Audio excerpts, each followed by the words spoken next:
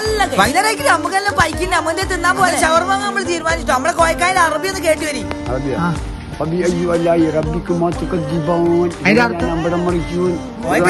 നമ്മളന്ത വിട്ട് ഈ പൈസ നമുക്ക് തീർക്കാം. നമ്മളെപ്പോഴും പുറത്തുനിന്ന് കൊടുക്കില്ല, അതൊരു വർക്കത്താണ്. നമ്മൾ നേരെ വിടല്ലേ നമ്മളെ കോട്ടാർമത്തെ അങ്ങാടിയിൽ ഒരു പീടിയുണ്ട്.